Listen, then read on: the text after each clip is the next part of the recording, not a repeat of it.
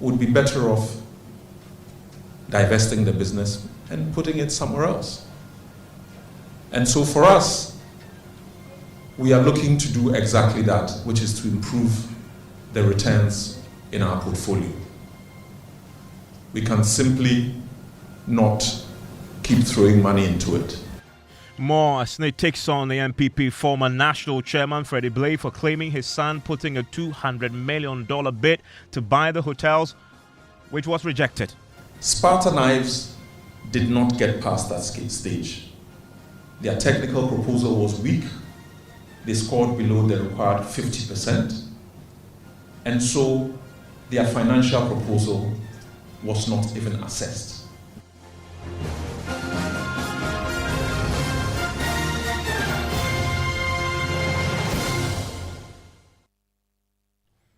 Well, they've been ordered by the pensions regulator to suspend all processes to sell off 60% stake in 4 top hotels following public backlash. Now, the Social Security and National Insurance Trust, SNIT, may have complied, but has not stopped in its strong belief that that particular decision was justified and has been defending that decision today. Today, the scheme has been mounting a fresh defense of that decision despite the public opposition. As it reveals, it had to pump more than 200 million cedis in worker pension funds in the desperate attempt to save the hotels.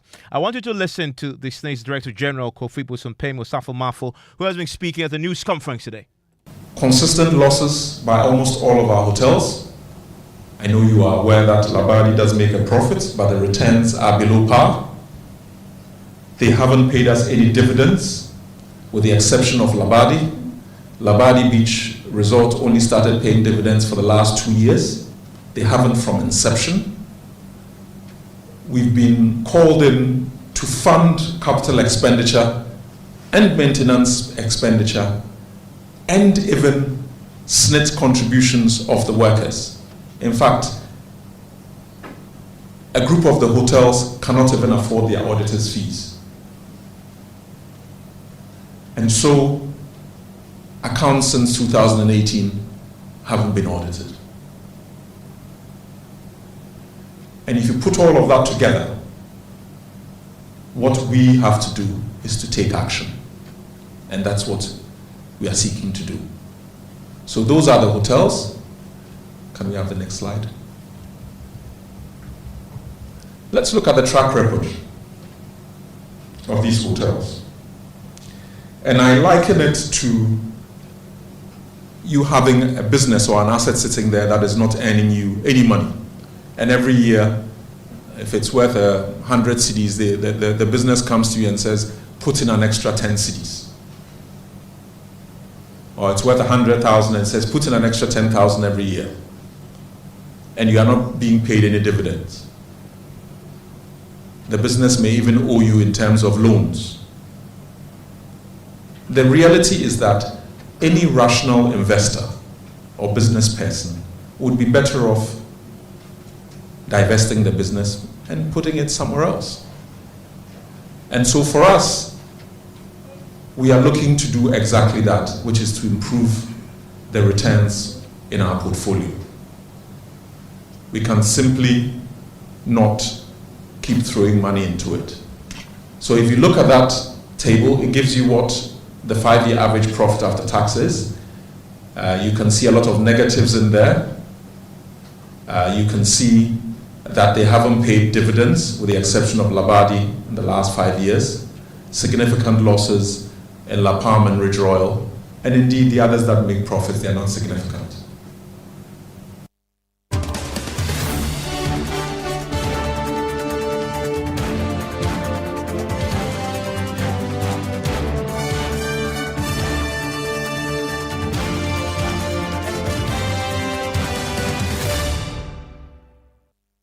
And my colleague Kenneth JC was at that press conference and joins me in the studio now. And Kenneth, you're beginning to learn a bit more, some specifics that SNIT itself is putting out today about the performance of the 4 hotels in question, including the Labadi Beach Hotel. What have we learned today? One of the key things that jumped out when the DG was speaking today was how much money he says they've spent over the last few years to try and save these hotels. Right, and that is more than 200 million Ghana cedis, but try as they have, it hasn't been able to be successful. And then they've looked at the performances of the hotels. They've talked about the performance of La Palm Royal Beach Hotel, for instance, which they say made losses in 11 out of the past 14 years, and it has not paid dividend in all its years of operations. Outstanding, including SNIT contributions, that is the returns and debts, an average return on equity of minus 4.2% between the years of 2012 to 2017. And then they have the performance of Elmina Beach Resort, which has also made losses in 9 out of the past 14 years. It has not paid dividend in its years of operations, and the average return on equity for Elmina Beach Resort is negative 4.8% for the period of 2010 to 2017. And it appears that Labadi Beach Hotel is the best performing out of those hotels because they've paid or they've made losses in just 2 out of the 14 years that they have been in operation. They have also continuously been paying their dividends. And then we have the performance of Ridge Royal Hotel, which has also made losses in all 8 years of its operations. And then they say that Ridge Royal Hotel has not paid dividend in its years of operation. And then the return on equity is also negative 33.1%. They say the average return on equity for Ridge is that figure for the period of 2016 and 2017 and has had a negative shareholders equity position since. So these are the financial positions and performances of the 4 hotels. Now, as far as the Labadi Beach Hotel is concerned, something caught my attention. Some discrepancy between what the DG said when he was actually presenting the slides and what is in the slides. Because if you pay attention to what he said the Labadi Beach Hotel has only paid dividends in 2. Yes. In its history. Yes. In 2 of its 14-year history. Listen to him make the points there about all the hotels and how much they've tried to put in to try and save them. And again, just to highlight, a significant amount of money has already been pumped into that. Well over 200 million has been put in the GBH hotels with no return in sight. Let's start looking at the hotels individually.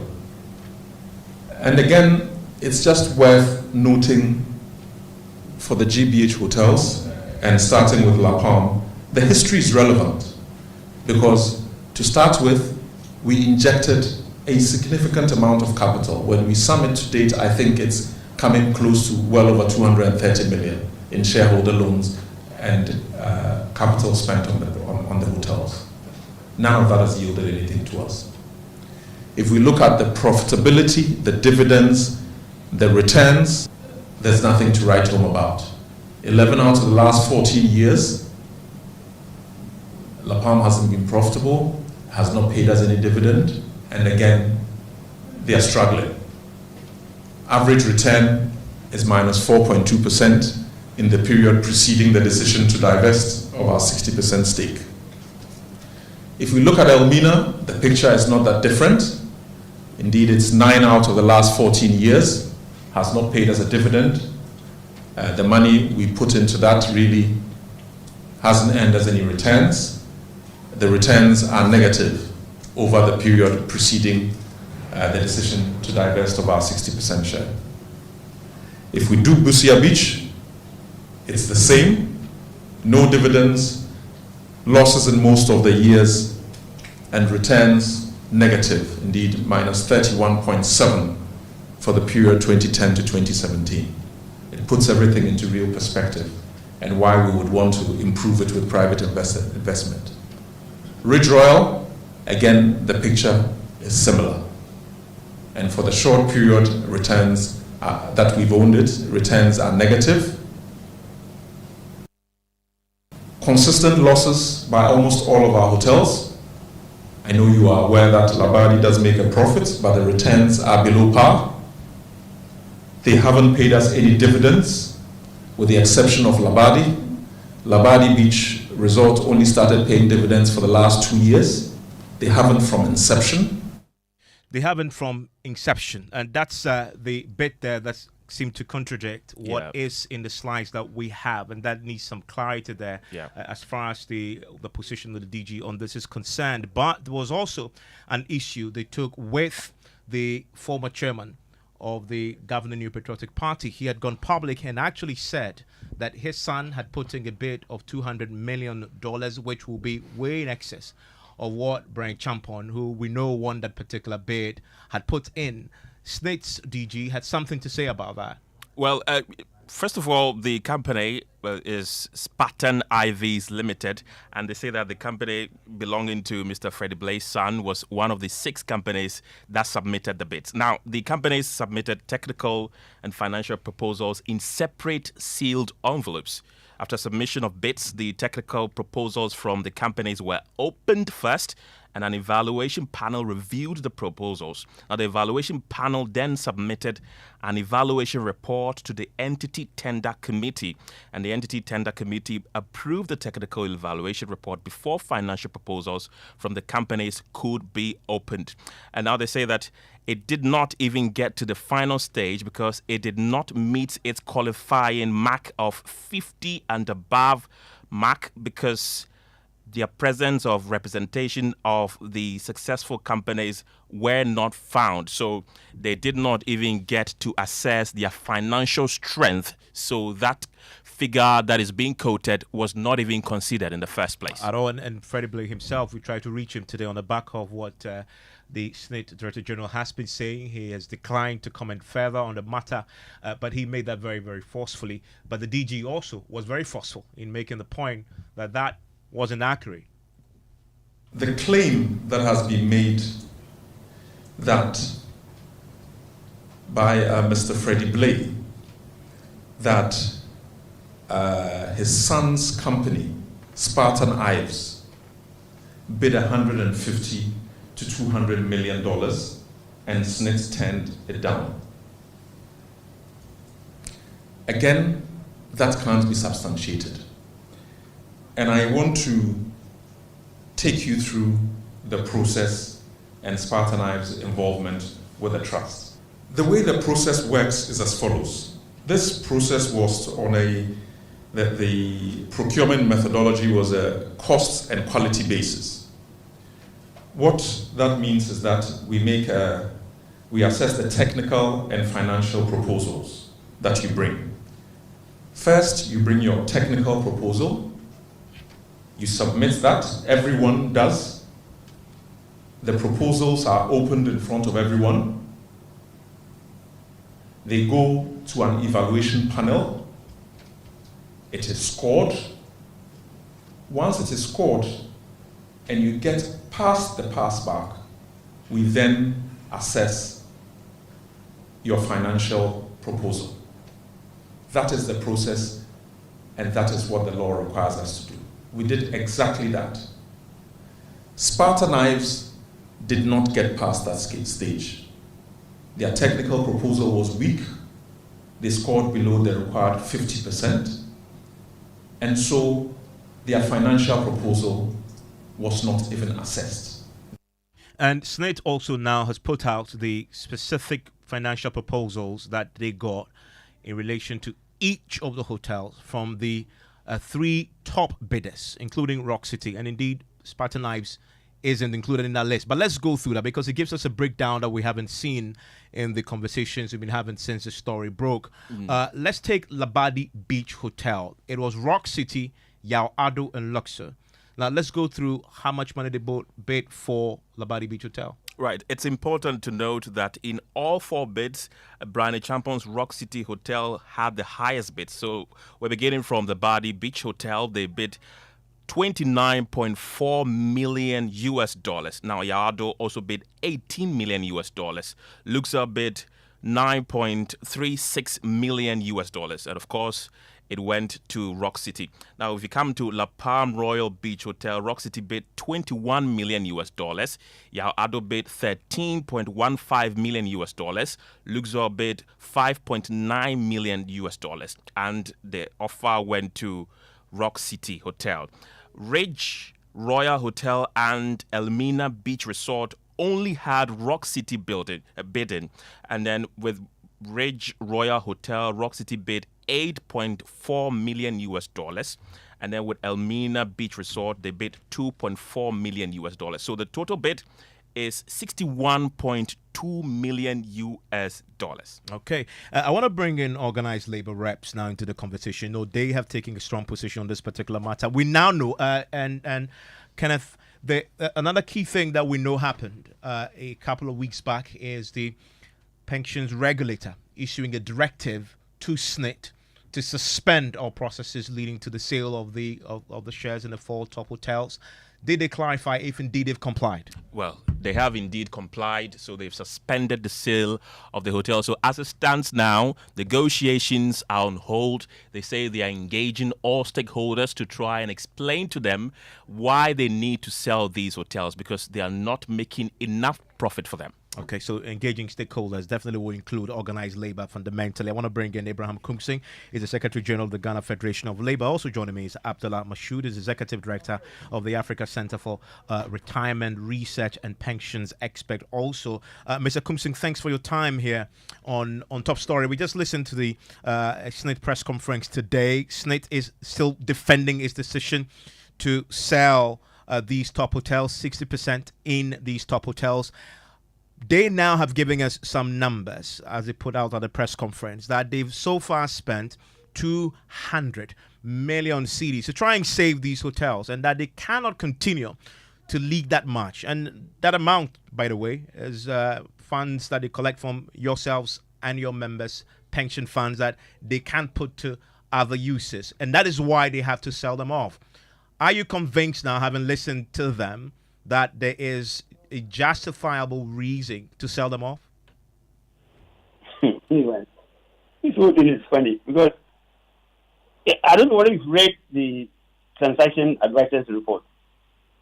If I've read it, unfortunately, I'm not in office now. And it was very clear that the purchase arrangement, the sale arrangement, or whatever, is not going to favor SNIT because the payment schedule is not good. Now, that aside, why is SNIT bent on selling that 60% share? Is it about recapitalization? Is it that they don't have money to inject into the facility or what?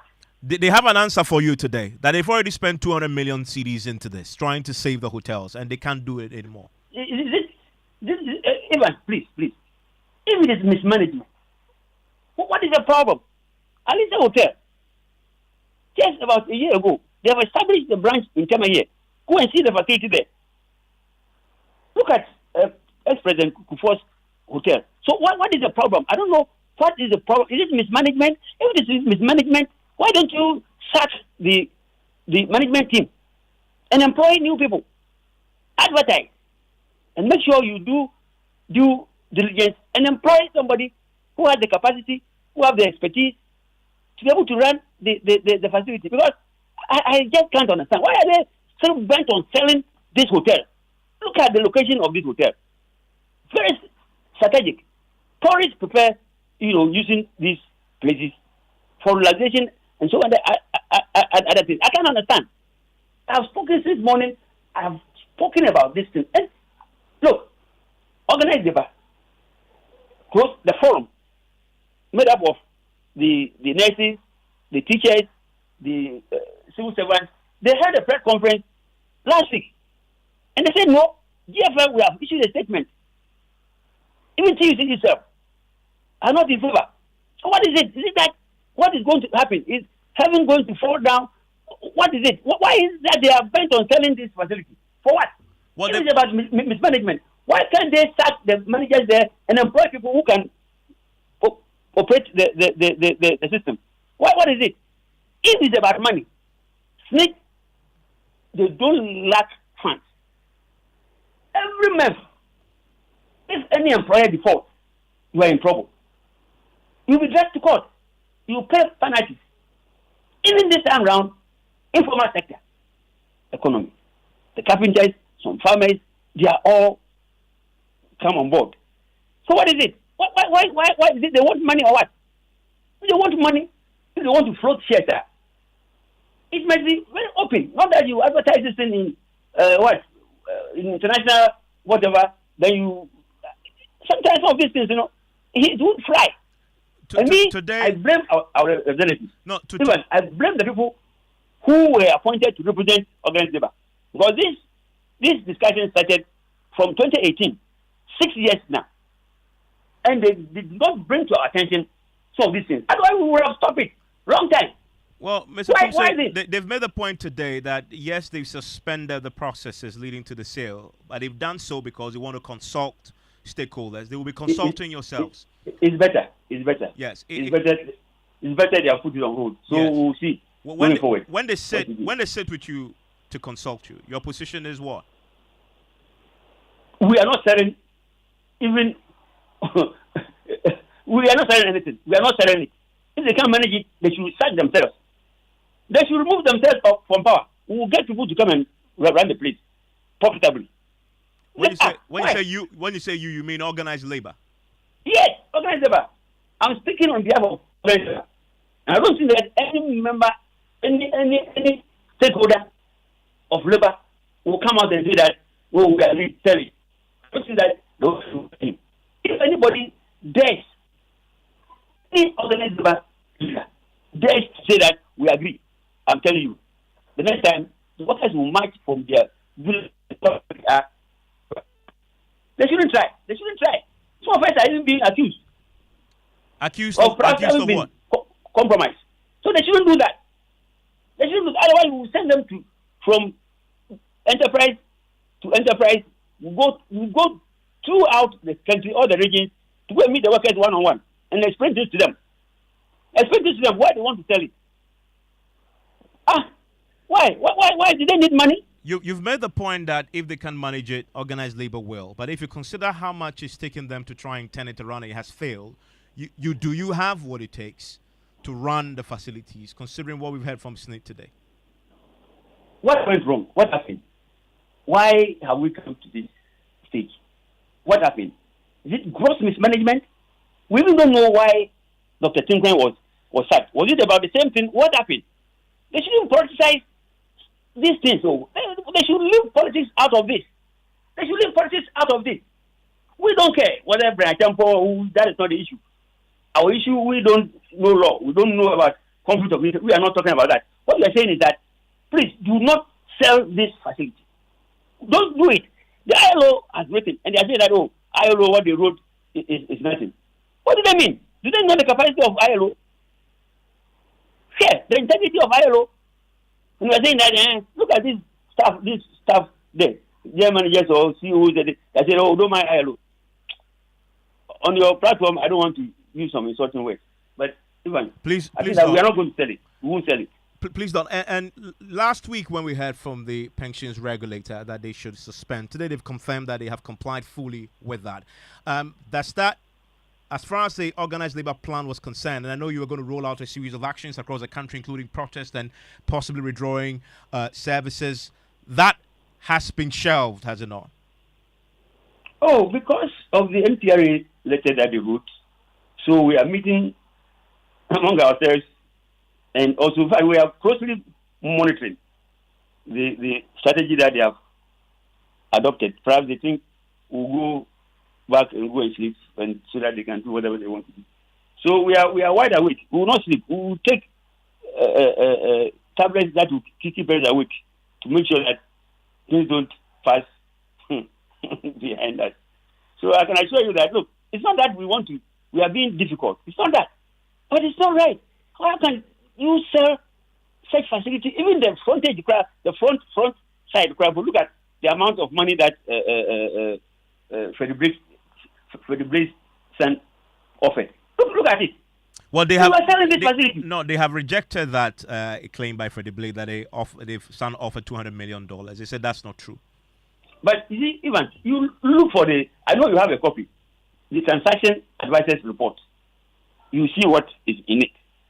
They have advised SNIT that they should be very careful. I mean, going away with this passing away this 60% shares to somebody. We are not interested in the politics, that conflict of interest. That's not the area we are going. We are saying that they shouldn't sell it. They shouldn't sell it. They should wait. They should hold on until we ourselves are satisfied that what they want to do is justified. And I don't think they can be justified in any way. The only justification is that, look, the managers of these companies, these hotels, are not competent enough. Let us advertise and employ a very competent person, knowledgeable person to run the place. And they should interview people, those who pass the test. Okay, you give them, put them on probation for 3 months, 4 months, 5 months, or 6 months, and assess their performance, whether they can do well. Then you put them there. Tell them, we want this thing for you. If you are not able to do it within the month, within 3, 4, 5 months, they fire you. That's what should happen. And very briefly, you've indicated that organized labor you've been meeting. What have you decided to do with your representation on the SNIT board? But we need more time to do. But last week, the forum made up of the nurses, the teachers, the civil servants. They had a press conference, and I saw Joy. I was there, and I saw Joy. Media guys over there. They covered it, and what they are saying is no, we shouldn't sell it. Nagas have also come out. GFL have also come out. So who again? So I don't think that they will ignore these protestations and then go ahead and sell it. Why do we even demonstrate?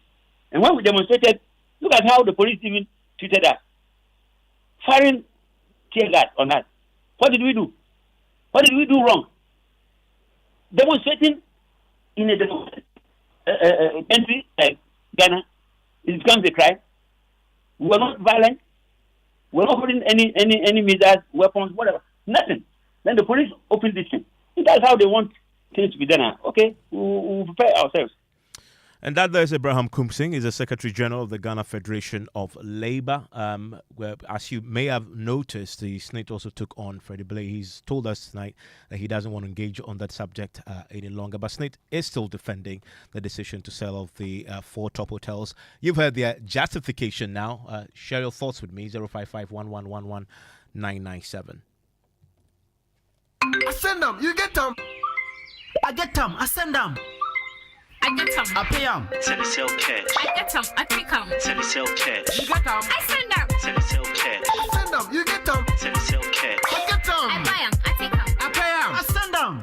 Telesale cash. Telesale cash. Experience the ultimate convenience of sending money on Telesale Cash. Sending money from Telesale Cash to Telesale Cash is free. You can also make payments to merchants on all networks. Enjoy best value and total security with Telesale Cash. Telecel, connecting energies.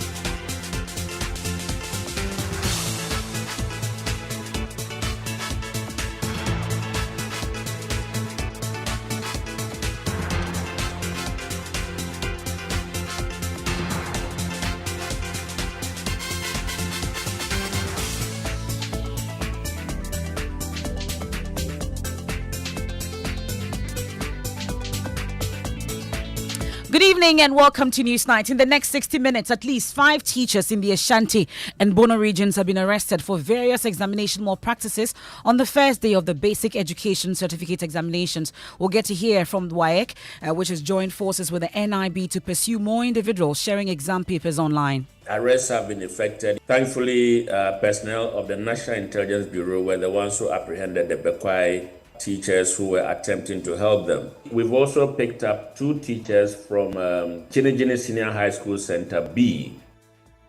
We have details as a number of pregnant girls and lactating mother were not left out. Meanwhile, a number of BEC candidates see a significant drop for the second time in 3 years as 560,000 people sit for the exams today. Also tonight, NDC flag bearer criticizes Chief Justice Getro Tokono for recommending 5 justices to the Supreme Court, promising to cap the Supreme Court justices to 15 if he's elected. And so the issue of capping the Supreme Court is not for the Chief Justice to say.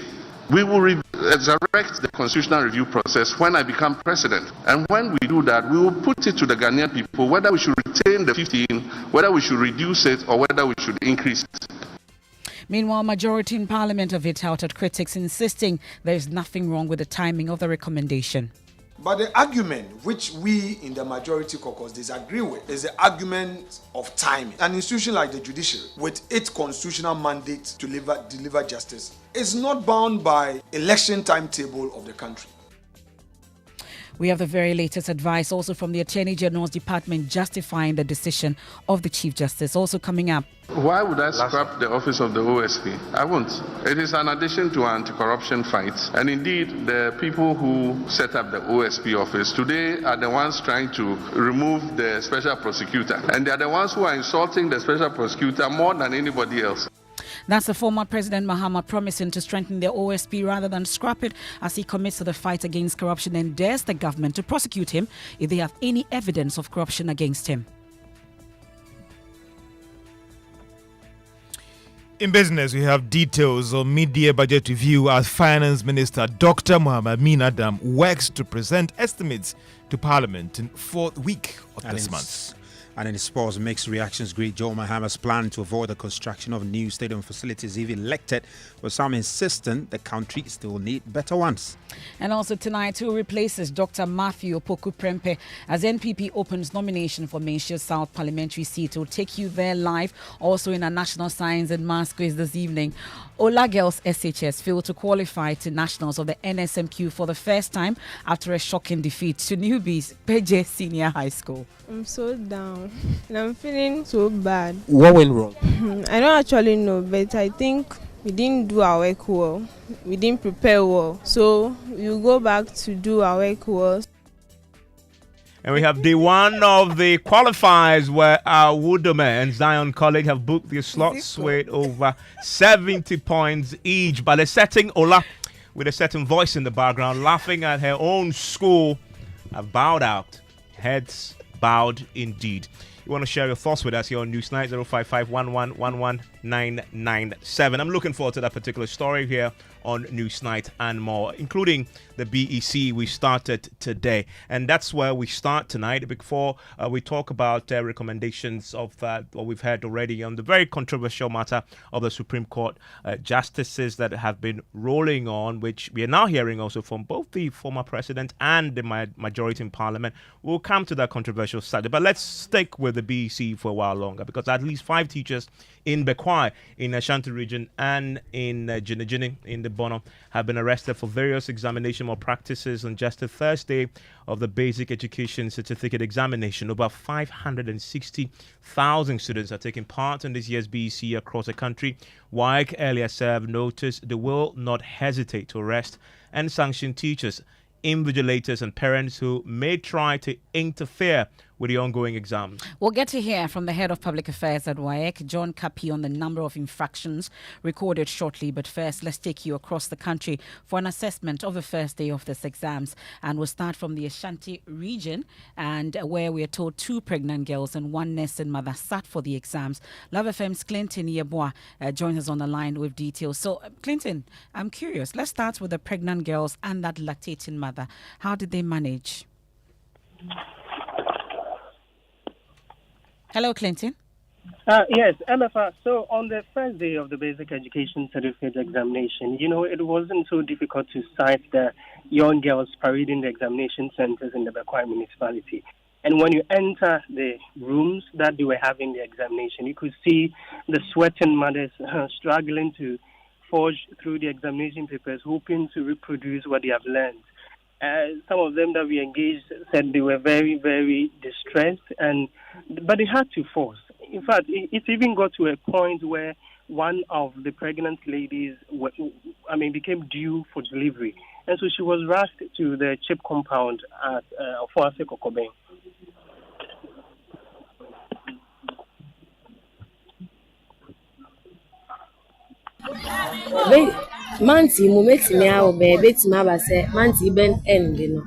I can give birth this month, but I am sure I will pass. Other girls need to be careful. Next month, I'm 18.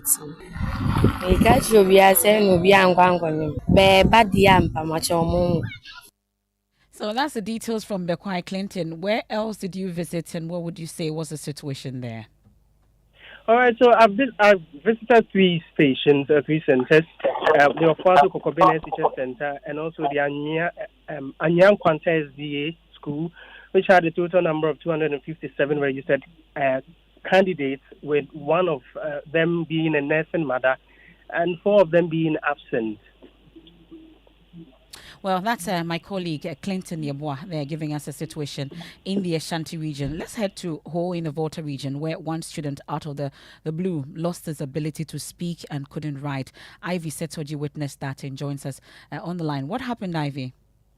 Yeah, so what happened was, according to the father and the headmaster of the school, that's the Maoli Basic School, the boy took ill 3 weeks ago. They took him to the hospital, and according to the doctors, nothing was wrong with him. But then he started behaving strangely. He just sat down without telling anyone, without talking to anyone. So they brought him to the center today, hoping he was going to write, because he's one of the best students in the school, only for him to just sit there and doing nothing. He couldn't even write his name, according to the headmaster. So the father said they suspect spiritual attack.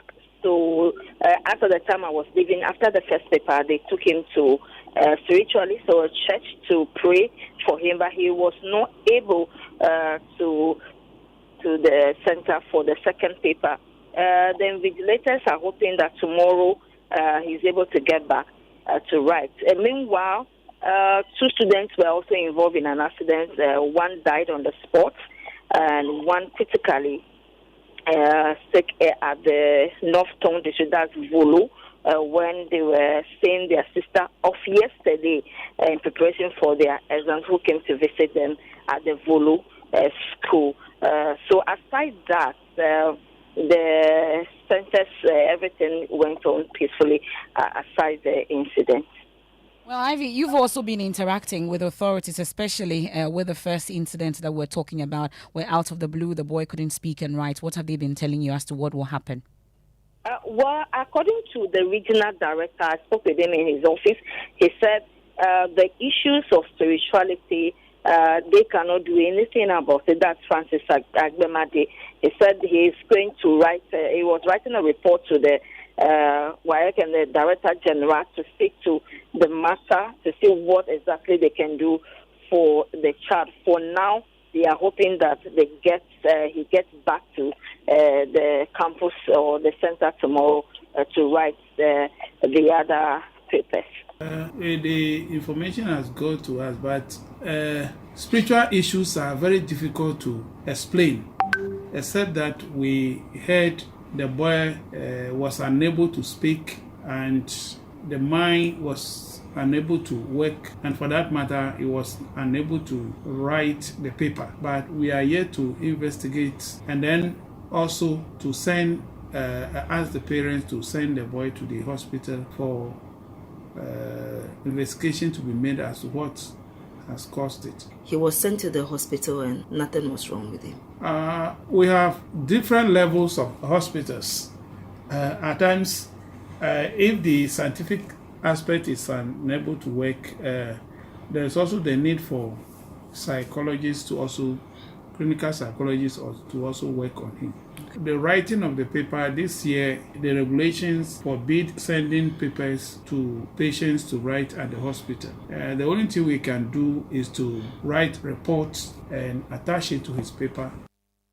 Let me take you to the UT region's Guan constituency, where my colleague Prince Kwame Kudogan spoke to two headmasters who visited the St. Mary Seminary Senior High School there. And they said the lack of resources, including textbooks and inadequate teachers, have made it difficult for them to prepare the students for this particular exams. In real sense, the center should be given to every school or a particular town. In our town like this, we have two schools, two GHS, EP Basic, then DA.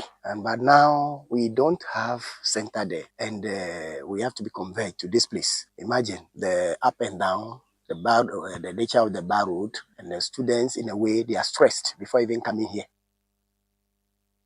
Well, you also interacted with the students. They are rather very hopeful and confident that they will succeed in the exams. But though that our village there is not like, but we are well prepared because we know what we are looking for. So as at times, though that place is a village, but we have been wake up early in the morning, we come to studies every evening after school. I'm a bit nervous because this is new curriculum. The government have changed the system of schooling, and we don't even know the subject that are coming. Like, we don't even have past questions to learn on because it's new curriculum. So we are feeling a bit nervous. How prepared are you? I'm well prepared. If only what I learned will come, because we don't know what will come. This is the first batch, and we have no past questions to learn. Well, in the Greater Accra region, my colleague Samefa Rejoice spoke with some optimistic students who are hopeful of passing with flying colours. The English went very well. The questions were on point and the format was very good. I noticed that prior to the examination, we're given some English sample questions that we're supposed to do. But instead of using that one, we rather use the old format. So the questions were familiar to me. So it was fine. I didn't actually expect anything difficult, but I had encouragement before I went to write, so I think everything went fine. English it's all about using, your brain and everything, so I think it went okay. English wasn't easy. It was solvable, but the rest of the papers, I don't know. But we are praying and we are hoping that everything will go well. It was okay, apart from the essay part, but then overall everything was fine. It was quite easy. It wasn't as complicated as I thought it would be. So I'm just hoping for the best. I want to bring in John Kapi. He's the head of public affairs at WIAC. Joins us on the line right now. Mr. Kapi, thanks for your time here on News Night. We're hearing of some arrests today. What happened? Good evening, and thanks for having me. So, our monitoring agents at Gine in the Bono region accosted two invigilators who had in their possession mobile phones with they had used in taking snapshots of the questions. They had also received answers that they were probably intending to send to the candidates, and so their phones were seized from them, and then they were arrested and handed over to the police. Now, at Anyankonta in the Ashanti region also, the National Intelligence Bureau officers arrested three invigilators who had also in their possession answers to some of the questions. They had phones on them as well, and I guess the intention they had was to, give these answers to the children in the examination hall. So they also were picked up and then they've been handed over to the police. So far, these are the arrests that have been reported to us. Across the country, how many are we talking about? So far, we've reported 5. But then we are still collecting reports from the various centers across the country. As and when we update our records, we'll make the media also aware of it. And these 5, you have to replace them, but also put in place measures to ensure that the others do not repeat same. Trusting your own measures that you put in place? Well, in fact, for these people, we can only appeal to their conscience, because what we can do is to brief them and tell them this is what we expect of you, but they go and do the contrary. So what we simply do is replace them, but admonish the rest of them, to be up and doing, to live up to expectation. And I know you also had a word of caution to parents who may also be facilitating this. Is this something that you've picked up on also now that the exams are underway? Yeah, actually, I was monitoring some audios that we had intercepted where they have made the children contribute some money apparently to be given to the exams officer in the district, and then also to the invigilators who are going to be actually in the classrooms, so that when the exam starts and they get the questions out to them, they will answer and send same to these invigilators who will then pass it on to the children. So we have been able to zone in on the people, and our investigative teams are working on it, probably to accost them and then, find out their side of the story as well. I mean, fascinating stuff. So this what the children themselves are facilitated by parents contributing monies to influence invigilators. When it comes to contributions, obviously we know that these children are still too young to make money of their own. So they probably may have told their parents, our teachers are willing to assist us, so they've asked us to pay this much. There are others also that we've intercepted information that they have to pay 300 cedis under the pretext of making T-shirts and all manner of things for them. And these monies are paid by parents. So our appeal to parents is to avoid, drawing their children into some of these things, because the consequences are dire. I mean, if anybody or any of these children is found culpable, I mean, they will have their papers cut off. And for me, it is sad that at this stage we push them to this level. Probably on their own, they would not have decided to do what these parents or guardians may have pushed them to do. And I presume you're tracking down these parents who may be behind these accumulation of funds to try and influence the exams through foul means. You're going to be tracking them down.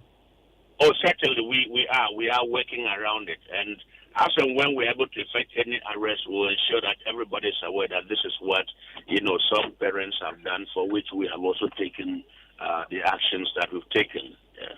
Overall, though, today, how has it been for the exams across the country, from WIAC's point of view? Well, generally, by our assessment, we think that everything went well. Distribution of material went well. Usually for the first days, when they are routing, sometimes they get the routing wrong, and so materials get to some centers a little later than we expect. Otherwise, every center had questions. Everybody was able to write the exam as expected. There were cases of reports of some pregnant, I think I heard you mention that earlier, pregnant candidates and some lactating mothers were writing. But those are issues that we've come across over the years. And what's the special arrangement for when you have instances like that at an exam center? Well, you mean the issue of pregnant? Yeah, exactly. In this case, for example, this young woman had to be rushed to the hospital for what we believe to be, she may have been in labor. What are there any protocols around that? Can she return and write the paper, or will you make special provision for them? Yeah, usually what we do is we allow them, when they are going to the hospitals, we ask that they have police escort so that they are not, given any opportunity above those who are in the classroom. But when they are well and they want to come back and continue, they are allowed to come back and continue. They are not stopped from writing.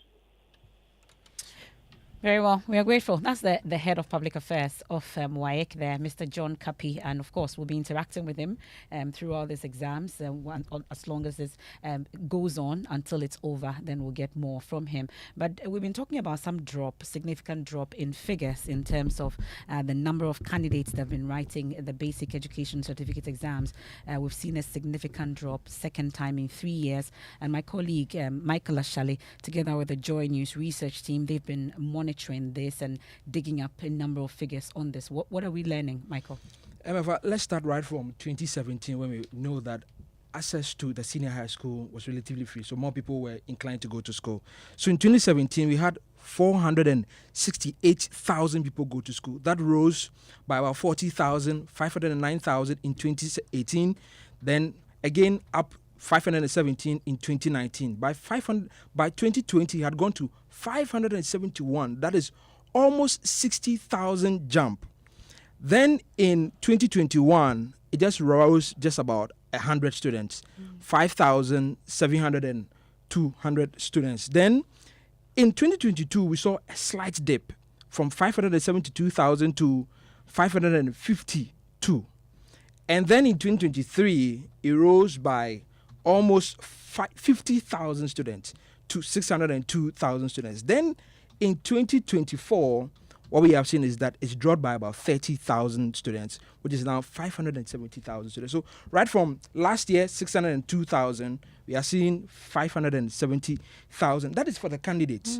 But in terms of percentages, that will be just a 5% drop in it. But it's quite significant when we talk about the next set of data that we have. So we looked at what possibly could be the reason. So we sought to interrogate the document from the Ghana Education Service and then the Ministry of Education. What we found was that if we look at JHS completion rate, and this will be that the Ministry itself is looking at how many students went into junior high schools at a particular year. So for those in junior high school writing now, 3 years ago when they were getting into school, we will know. So we looked at that, how many got into school and how many managed to write the exams. As of 2017, we know that it was a 75% rate of completion. So 75% of students who went into JHS1 wrote the BEC at the time. Then in 2018, that went up 78.8%, 3% jump. 2019, 1% jump, 79%. And then in 2020, which corresponds with the data that we've gotten, 77.5 had dropped by 2%. And then in 2021, same for the data we had, significant rise from 77 to 83%.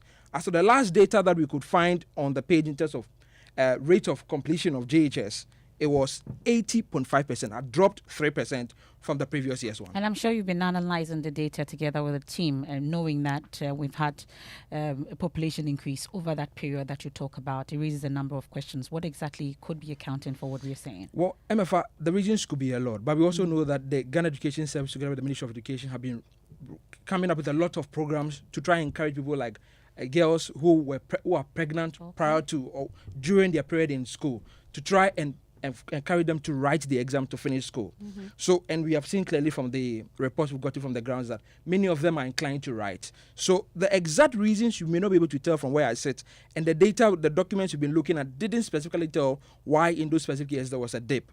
But I'm pretty sure that in coming days when the Ministry of Education, which we tried to reach out to but didn't go through, together with the Ghana Education Service, may be able to give us some concrete reasons for this for this drop. Okay, thank you very much, Michael. Well, let's check on the Executive Director, Africa Education Watch, Kofi Asare, on this particular significant drop of 30,000.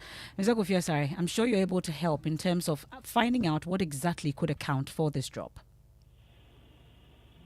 Yeah, good evening, and good evening to your audience.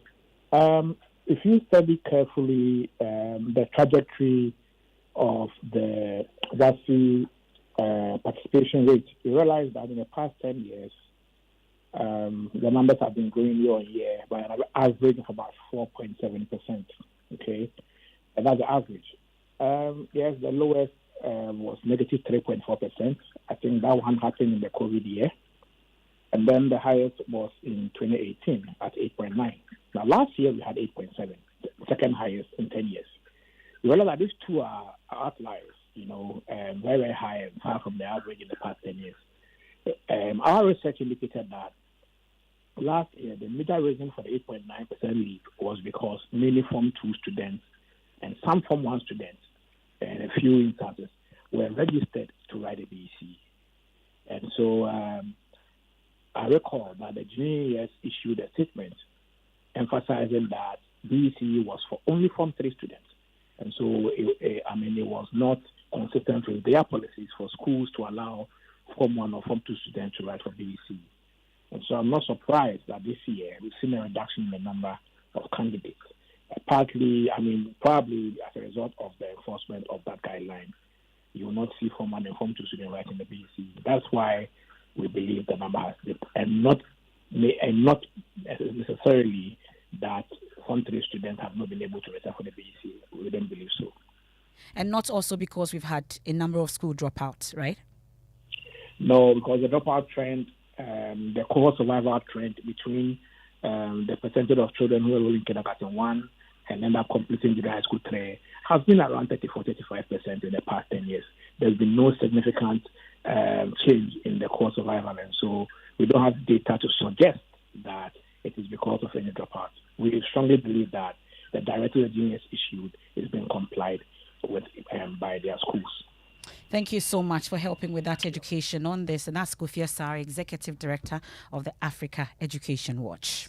There's a big question that is pitching the incumbent government against the former one, and in between that, judges also, to cap or not to cap. This is a question that the Supreme Court is currently embroiled in following the Chief Justice's decision to recommend 5 justices for appointment to the Supreme Court. Yesterday, we heard from John Dramani Mahama, who has been declaring his own position on the subject, insisting that he will put this before all of us for a referendum if he is elected on December 7. The NDC flag bearer in his interaction with the media on Sunday described the Chief Justice's approach as unusual. We'll hear from the NDC flag bearer shortly, but first, this is the Chief Justice Getu Tokono herself on the need for more justices. This court has to, there are several cases pending, right? That's why we need more Supreme Court judges. Discussion must be placed in context. It would actually have been very wonderful to see 3 chambers of the Supreme Court sitting at the same time. One in the old Supreme Court upstairs, and then perhaps you should build a new Supreme Court building for the nation. Right. Or the Minister of Finance should. And that there is the Chief Justice in conversation with the Attorney General Godfrey Obadame, who himself today have been backing the Chief Justice, saying the determination of the number of justices of the Supreme Court at any point in time is a function of the administration of justice and the needs of the court. In his brief on the need for a minimum number of 20 judges on the Ghana Supreme Court, the AG suggested an enactment of regulations by the judiciary to rather govern the exercise of the multiplicity of jurisdictions conferred on Ghana's Supreme Court instead of capping the number of justices to 15. And Mr. Dami says the proposed constitutional amendment would ensure that the Court of Appeal will be the final appellate court in most cases, and that the cases covered by the original jurisdiction of the Supreme Court should be subject to the leave of the Supreme Court itself. Now, head of our Legal Affairs Desk, Richard Kodonyako, joins me in the studio with details of the brief from the Attorney General. First of all, what does this brief from the Attorney General really contain? What does it really mean? Well, so Evans, the brief provides statistics on the number of justices of the Supreme Court, cases filed, cases concluded, and cases pending in the 5-year period, that is 2018 to 2023. So the Attorney General says even though Clause 1 of Article 128 of the Constitution stipulates a minimum of 10 justices, including the Chief Justice for the Supreme Court, the number of justices for the court is not capped. He notes that the framers of the Constitution consciously envisioned the need to impose an upper limit on the number of justices of the highest court of the land, providing the opportunity for an increase as may be stated by the demand for justice. Thus, in the absence of a constitutionally determined upper threshold of the number of justices of the Supreme Court, the determination of the number of justices serving on the court at any point in time would be a function of the administration of justice and the need of the court. And so that is what is contained in the brief. Well, does this brief also contain the Chief Justice's detailed justification? Yes. So the Chief Justice's brief provides graphic statistics covering a 5-year period from October 2018 to October 2023 of cases pending at the court at the beginning of each legal year, matters filed during each legal year, matters concluded each legal year, cases pending at the end of each legal year, and the rate of conclusion of cases.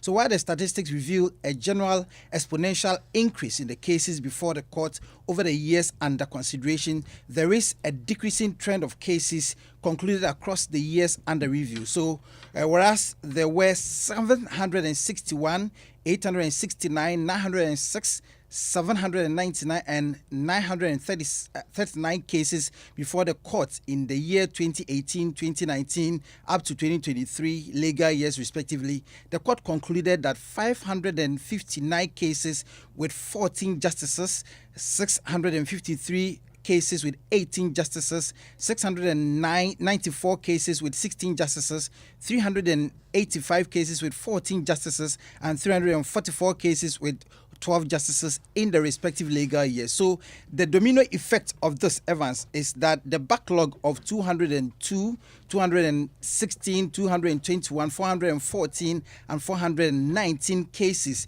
in the respective legal years, conclusive with the number of justices of the Supreme Court for the years under review. And so this is a catalogue of the number of backlog cases that the Supreme Court has, hence the need for more justices to be appointed to the Supreme Court. And the advice of the AG is simply to?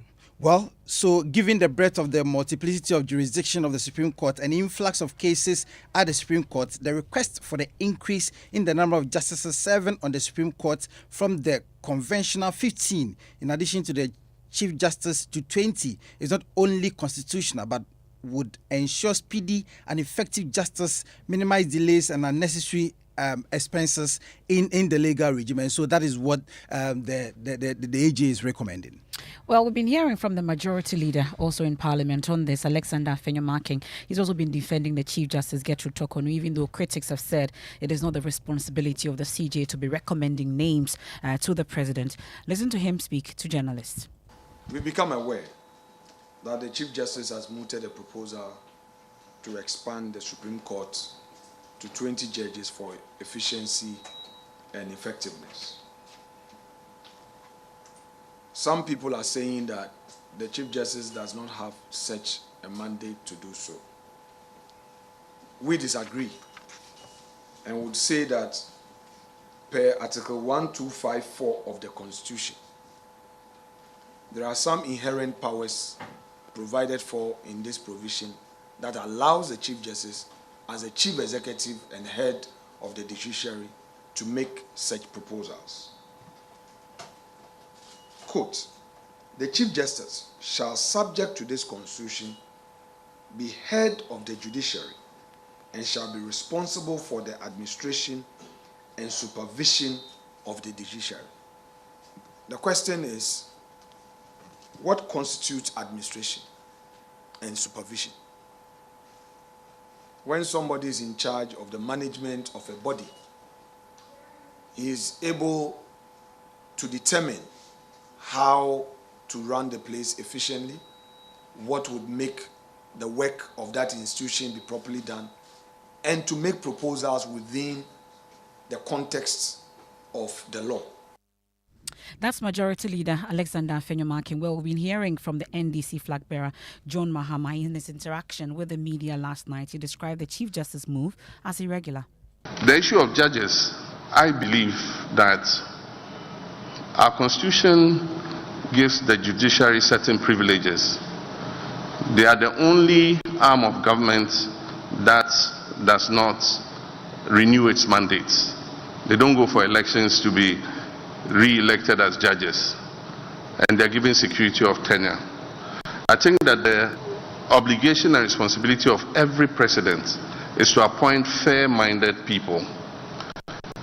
Human beings, as we are, would have our own inclinations towards one party or towards one religion or towards one culture or other. There are many things that make us who we are, but the obligation on when you become a judge is to look at the cold hard facts and rule based on that. Some of the pushback that we're seeing currently is the penchant by this president to pack the courts. And only recently you've seen what happened. And I can't understand why the Chief Justice will be the one recommending, which judges to appoint. The Constitution is clear. That is the president who appoints judges in consultation with the advice of the council. And so the initiative to appoint judges must come from the president and submitted to the Judicial Council. It brings it back with advice to the president, and the president forwards it to Parliament. That is the procedure. It is very weird that this time the recommendation comes from the Chief Justice to the president, and even the issue of capping the number of judges. The Constitutional Review Committee recommended that we cap Supreme Court judges at 15. And so the issue of capping the Supreme Court is not for the Chief Justice to say. We will resurrect the Constitutional Review process when I become president. And when we do that, we will put it to the Ghanaian people whether we should retain the 15, whether we should reduce it, or whether we should increase it. And that is John Mahama. I want to bring in the spokesperson for the Ghana Bar Association, Xavier Kujo, joins us on the line right now. Xavier, where does the GBA stand on this subject? Well, thank you very much for the opportunity. I don't think that the Chief Justice has done anything wrong by making a request for the number of the conventional 15 of justices that we have at the Supreme Court to be expanded to 20. I say this because the Constitution gives us a minimum 9 justices together with the Chief Justice making 10, which means that at every given time, as a nation, we can decide to review it, the numbers upward. Now, we agree with the Chief Justice's request in principle because the brief was supported with statistics that we had seen, very startling statistics. So our recommendation was that, yes, if this is what is happening there by way of workload, for instance, then there will be the need to have additional 5, making it 20, as she's requested. Yes, as to whether it should happen now or not is another matter. That is why we went further to say that because we have been operating with a certain conventional number and we want to increase that number, let us have further consultation by involving Parliament and Council of State. That was our recommendation. And we made other recommendations such as the Supreme Court should be automated for real-time recording. Yes, Xavier. So the GBA is not opposed to the recommendation to increase the number of justices on the Supreme Court. But what about the procedure that the Chief Justice initiated? The procedure, I must admit, that is not what is normally done. What is done is that the 3 recommending bodies, the GBA, the Attorney General's office, the CJ's office, we bring various lists submitted to the Judicial Council. Judicial Council will now send the names with an advice to the President. The President will now decide to appoint everybody else on that list, or some of them, or to reject the list, everybody else there. Just that he doesn't also have the right to prepare his own list. You have to get back to the Judicial Council for the process to begin all over. And did you get clarity on why the departure?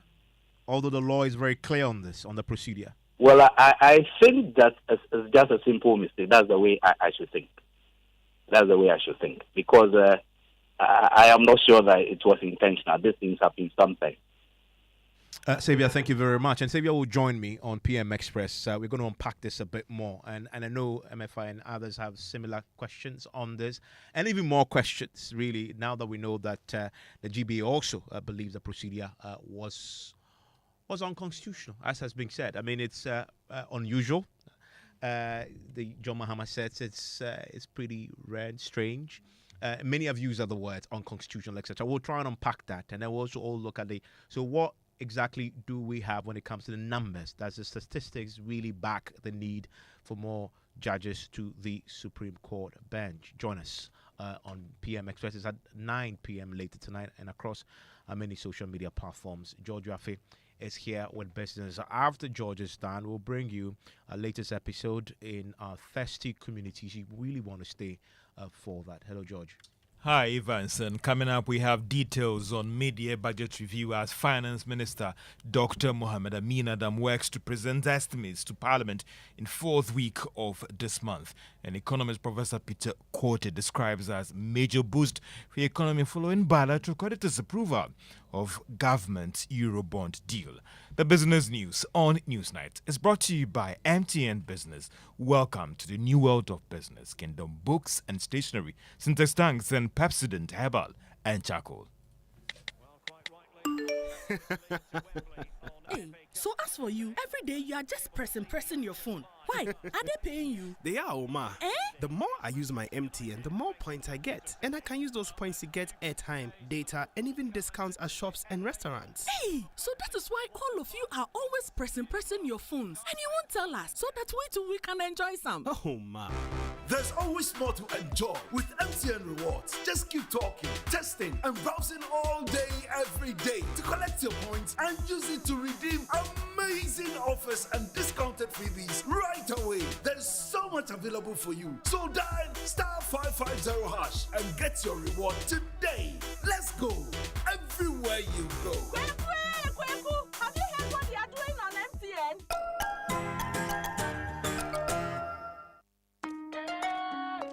son. We are so proud of you for setting up this hospital. I really love those hospital beds and waiting chairs. By the way, did you import them? No, Dad, I didn't. I actually got them from Kindle Books and Stationery right here in Ghana. Wow. We also bought our office supplies, safes, executive desks and chairs from Kingdom, and they gave us expert advice on how to set up our office. Guys, that makes 3 of us. I also got our sofa and bedroom sets, plus our dining hall furniture for our new home from Kingdom. Wow, Mom, that makes 4 of us. I usually get my stationery items from Kingdom, and my teacher also mentioned that our classroom furniture was provided by Kingdom. So there you have it. Whenever you're thinking about setting up an office or acquiring furniture for your home, etc., Kingdom Books and Stationery should be your first point of call. With over 40 years experience in the industry, we stock and supply a wide variety of globally sourced office and home furniture, stationery and equipment. Visit our head office, Osu Akwaje, or our office near the Osu Stadium. We're also in Tema Community 1, opposite Olam SHS, Kumasi KNUST Campus, UCC Cape Coast, and now at the Marina Mall, Airport City. Or call us 0302 764101, 764209, or 762792. Visit our website www.kingdomgh.com. What is football? I elevated Inter to the pinnacle of European football by winning the treble. I beat the unbeatable Barcelona with Real Madrid, breaking all records on the way. I feel the hearts of the Romanists rejoice after winning their first European title. I am relentless. I am ambition. I am a winner. I am Jose Mourinho. I am football.com. Place your bets now. Choboy! Yeah. We have a new leader in town. Obiarenti. Amanfo. Madam was Sibebre. When him say my baby, maybe more charcoal for whiter teeth. More charcoal. Not only that, maybe lemon. More lemon. Zinc for fresher breath. More zinc. And fluoride for stronger teeth. Introducing the new President Charcoal Pack with more power with a combination of charcoal and lemon for naturally whiter teeth. Grab yours now. This advert is FDA approved. The luckiest star 712 hash. Luck is everywhere for everyone, yeah. Welcome and now for a daily star 712 hash and found no regrets. A side comma investors are a striking gold. A comma health workers are a diagnosing luck with precision. A side comma that tough guy who couldn't hold back his tears. Say a comma passionate fan or also entering containing a joy. After to the seamstresser or turning a hard-earned stitches into a bundle of happiness. And now a comma if you say your next big win is right here.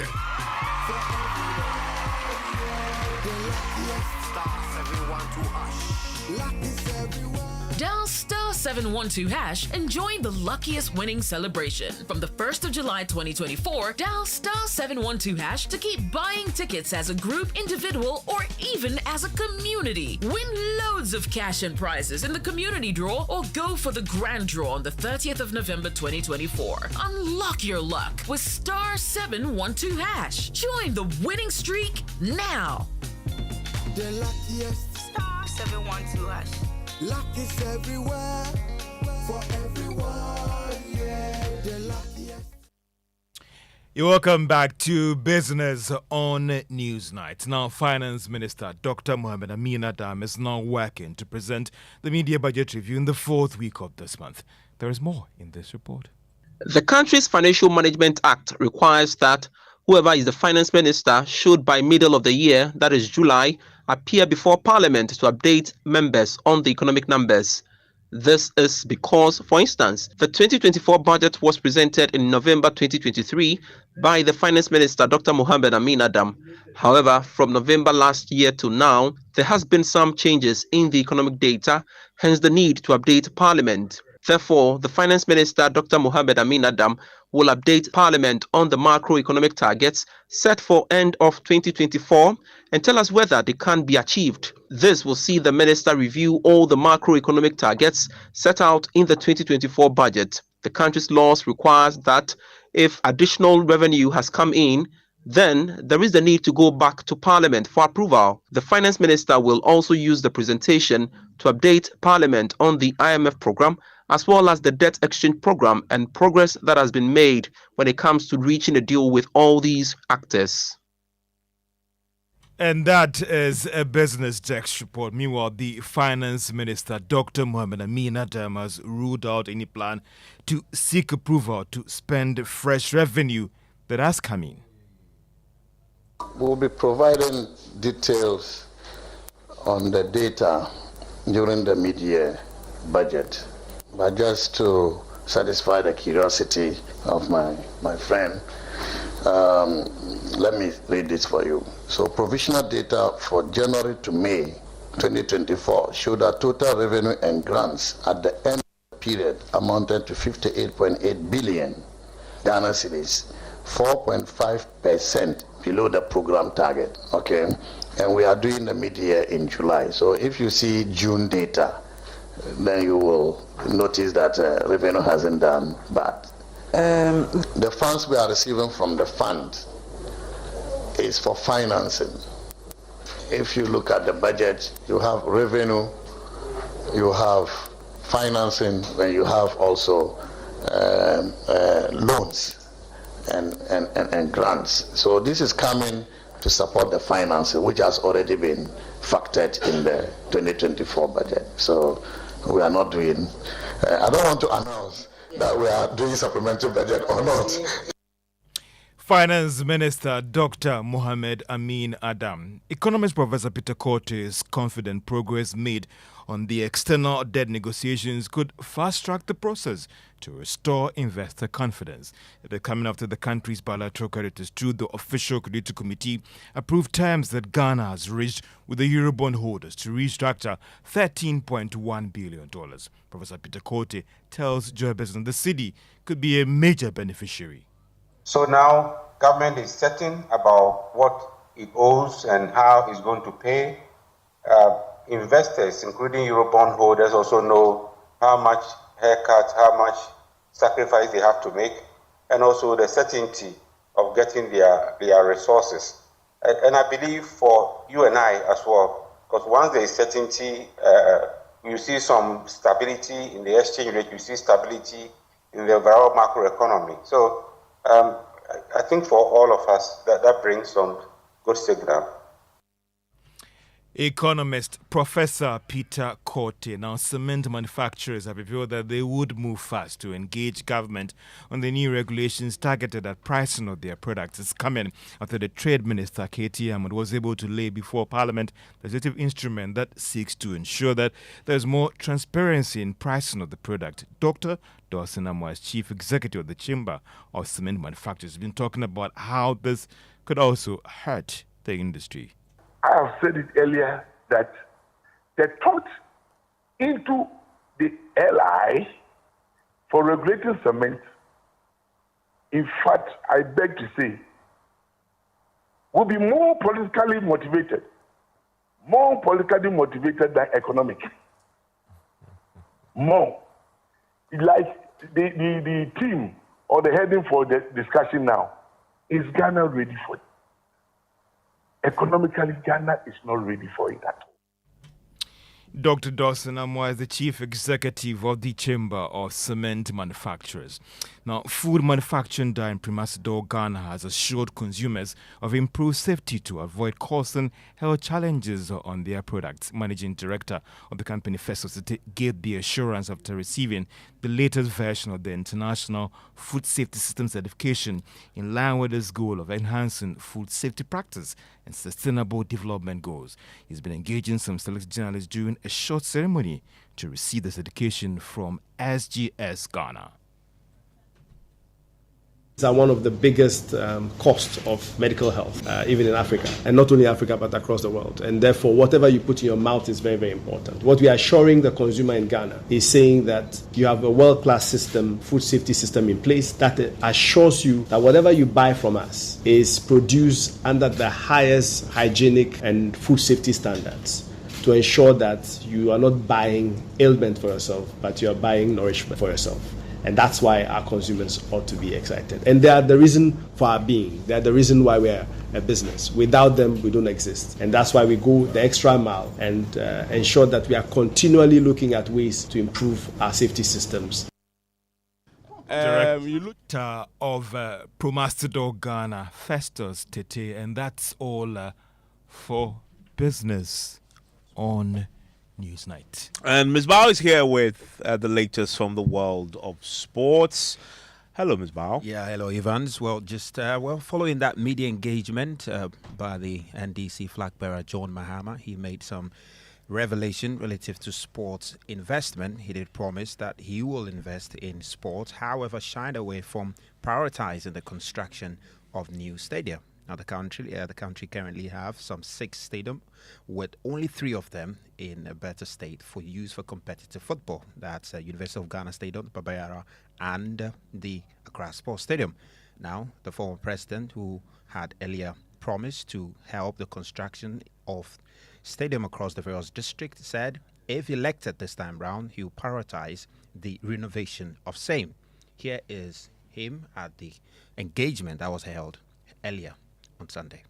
In the current crisis in which we are, I would not stand here and promise that we will build a new stadium. But I've said that under the big push, we intend to spend a certain amount of money over 5 years on providing a good infrastructure to include roads, bridges, agro-industrial parks, and so on and so forth. That could include sports facilities.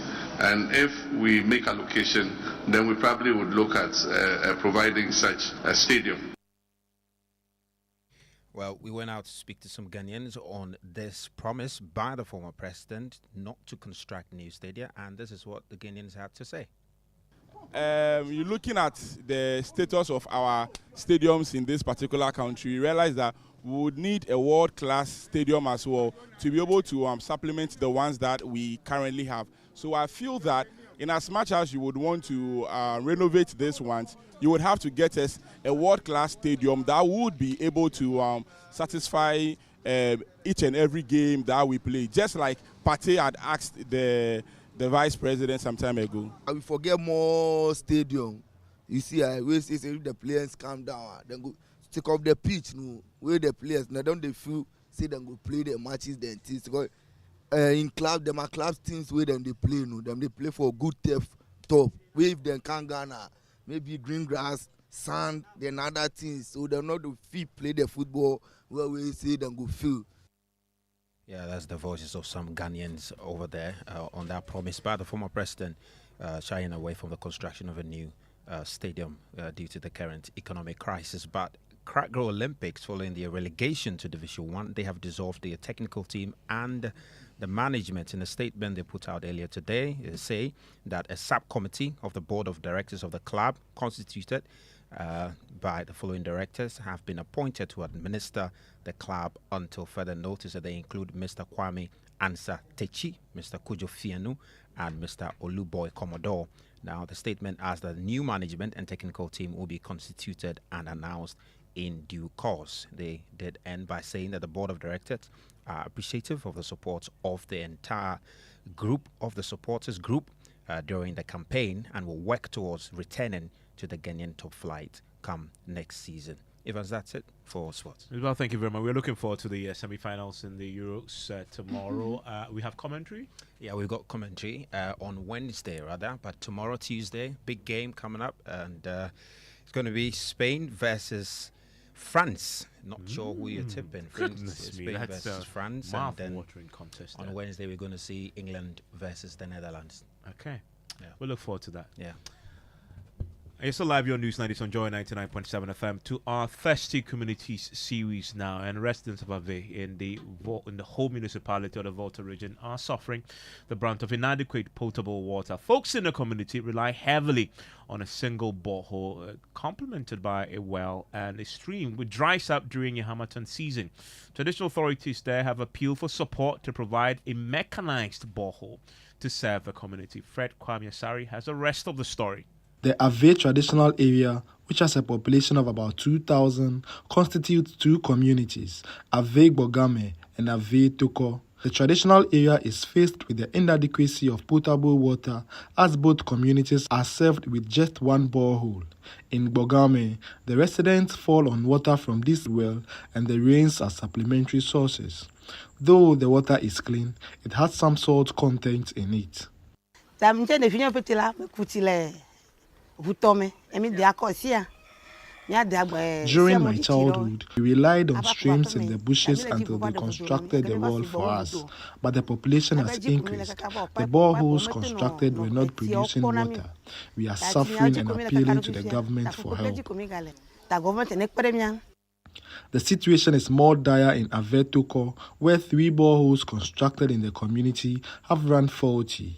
The residents partly survive on a stream on the outskirts of the community, which contains unwholesome water. The women fetch the water in tanks to avoid muddying it. When it stops raining, we have to dredge the area for water, or else we won't get water to use at home. This borehole facility, which was constructed by an individual to operate on a commercial basis, is sport and hence unable to produce water. The lack of enough potable water has been a source of worry to traditional and political authorities in the Ave traditional area.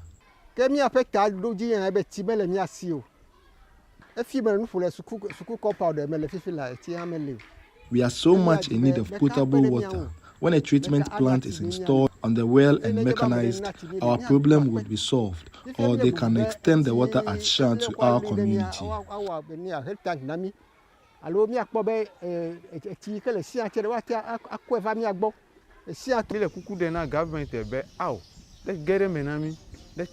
The Ave traditional area is appealing to the government to help the community. It appears Ave traditional area is not part of Ghana because other communities are being provided with potable water. The authorities are hoping the government, philanthropists or non-governmental organizations would come to their aid to resolve the century-old challenge of lack of enough potable water. Fred Kwame Asari, Joy News, Ave. Yes. And that's Ave. Ave is in which region? The whole, it's in Volta region and whole. We're going to stay in the Volta region, right, for a while longer why should on we? NSMQ. And a certain school. What's the name of the school, by the way? Through no fault of theirs. I see. And maybe some bad officiating at some point. So you need VR? Yes, we need VR.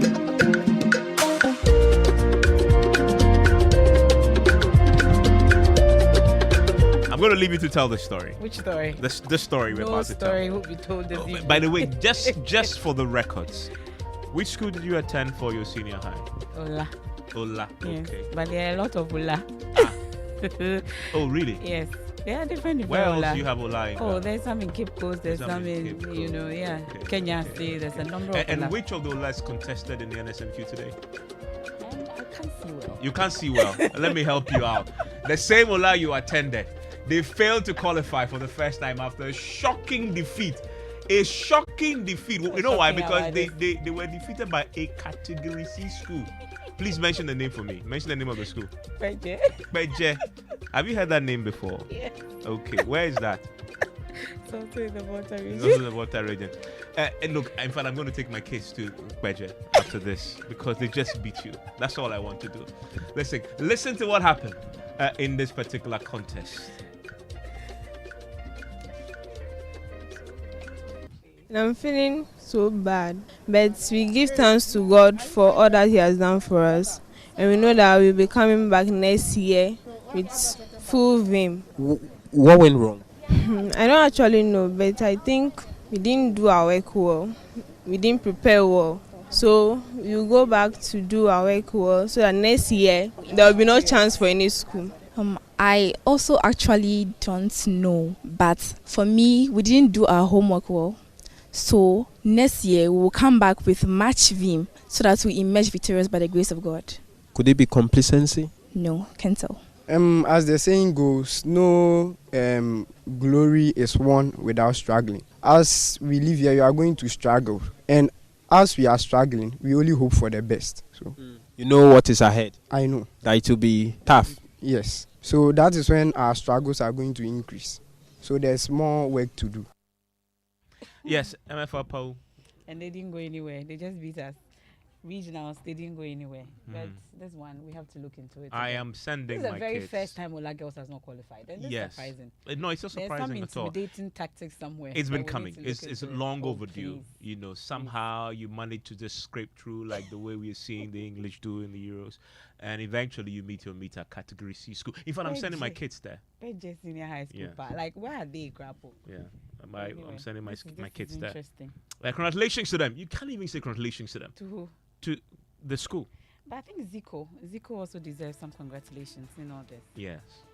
And better luck next time. We'll come back stronger and better. I see. It's not the end. It's just a competition. It's just a competition. You were just shouting last week that you're going to win this. You're out already. Anyway, better luck next time to all those former students of Ola, including your own MFR POW. Enjoy the rest of your evening. My name is Evan Spencer. We have a message to the future president. That's my opinion, Nana Nsakwa, coming your way all the way from the United Kingdom.